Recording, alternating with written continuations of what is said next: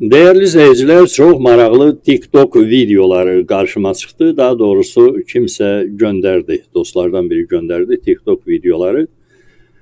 Xüsusi bir TikTok kanalı açılıb, ya TikTok platforması bilmirəm nə, səhifəsi açılıb və bunu kim açsa yaxşıdır? Fövqəladə Hallar Nazirliyinin əməkdaşları, Fövqəladə Hallar Nazirliyinin təxminən 70-80 nəfərə qədər əməkdaşına orada işlədikləri müddətdə xidməti evlər verilib. İndi həmin əməkdaşlar əsasən hər halda mənim öyrənib bildiyimə qədər xeyli hissəsi təqaüdə göndərilib və təqaüdə göndərilən köhnə artıq sayılan FHİ-nin Fövqəladə Hallar Nazirliyi əməkdaşlarına verilən o xidməti evləri geri alırlar. Əslində bu qanunidirmi? Məncə qanuni deyil. Çünki öyrənib bildiyimə görə, bir daha təkrar edirəm, başqalarından öyrənib bildiyimə görə, istənilən nazirliyin, müəssisənin əməkdaşına xidməti ev verilibsə, həmin əməkdaş təqaüdə çıxanda o demək deyil ki, sən əhəmiyyətini itirmirsən, sən bizə və Azərbaycana heç kimə gərək deyilsən, ona görə də bütün ailənlə birlikdə bu zamana qədər yerləşdirildiyin xidməti evdən çıxmalısan. Adamı harasa yerləşdirmək lazımdır. Elə belə ailəsini gəlib küçüyə atmaq olmaz ki, tamam da sən bizə lazım deyilsən, boşalt buraları. Həmin evlərə yerləşdirilmiş sabiq deyək də, artıq hər halda həmin məntiqlə Fövqəladə Hallar Nazirliyi əməkdaşları və onların ailələri də etiraz aksiyaları keçirirlər, məhkəmə icraçıları ilə döyüşürlər.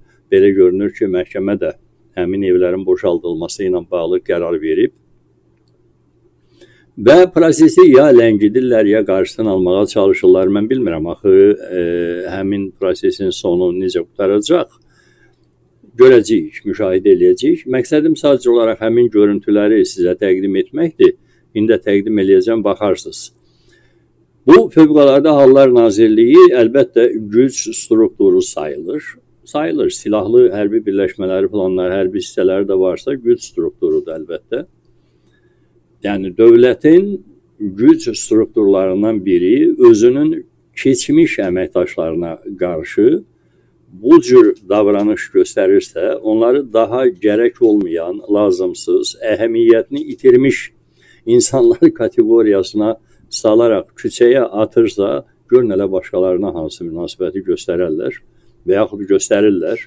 Onda xüsusi ehtimal etmək, proqnozlaşdırmaq, rəml atmaq, fala baxmaq lazım deyil ki, zaten gözünüzün qabağındadır bu Azərbaycan dövlətinin Azərbaycan vətəndaşlarına göstərdiyi iyrənc münasibət. Mən bu görüntülərə baxa-baxa ki, indi siz də baxacaqsınız həmin görüntülərə, nəyi xəyal elədim, nə yadıma düşdü? Təxminən buna bənzər bir hadisə Daxili İşlər Nazirliyində də müşahidə olunur.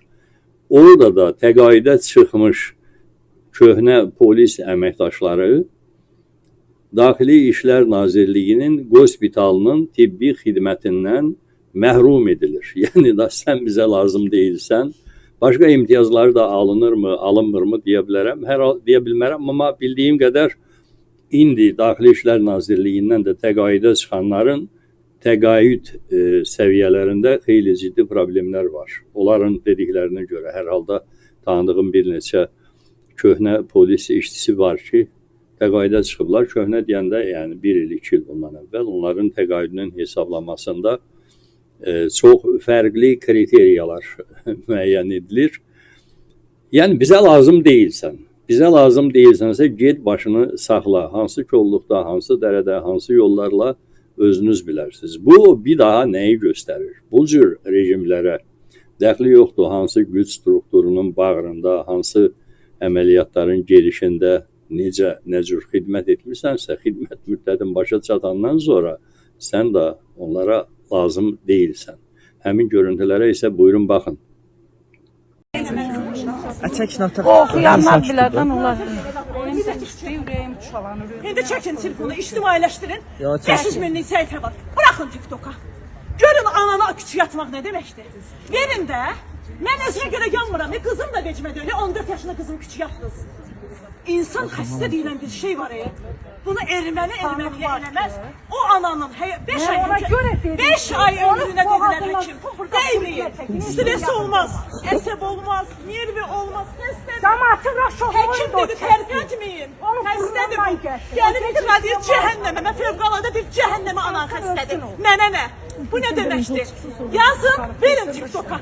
Mənim anamın axı yerdə qalır. Onun ülküd, onun ömrünü sığarsınız aşağıya. Hə? Rəşadət ağa olub burada dünən həyətdədir, əcəb edirəm, yaxşı edirəm. Bəsdir də, mən deyirəm çıxmıram. Mən deyirəm götürmək istəyirəm. Bəstirin, əlinizdədir, Nazirə deməyinə baş, amma bunun anası xəstədir. Siz mənim anamın ömrünü saldınız aşağıya. Arvad can verir, onun ahı heç ki yerdə qalmayacaq.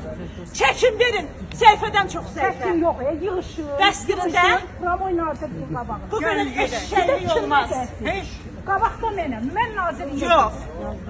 Bəsdir də. Mən nazirliyim. Heç bakım nazirin xəbəri yoxdur. Əlbəttə ki, nazir. Üzümə durdu, hakim də belə baxdı. Nazir burada asaların necə görür? Mama təcrübə mi? Yalancı saxla sənətlə Mama, konuşuyorlar. Üzümə biraz durdu, sağa üzümə çəkil, danış. sağa. Olmaz Sağa adı nə? Yalan Adı deyirsən. nə? Kim xəbəri kim verir? Etibar müəllimin adıyla nə özü kağız gətirib ki? Belə şey olar.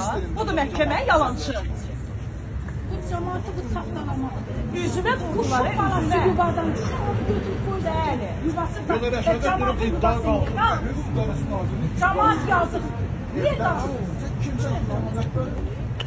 Nazir verir bizə bu evi, gəlsin nazir də çıxartsınlar. Desin bir dənə əlində kağız, çıxardı, qutardı. Nazir verir. Gəldi 2013'də biz onun açılışında olmuşuq. Hani o videoları? Hə, hakim deyir ki, videoları bir dənə getirin baxalım.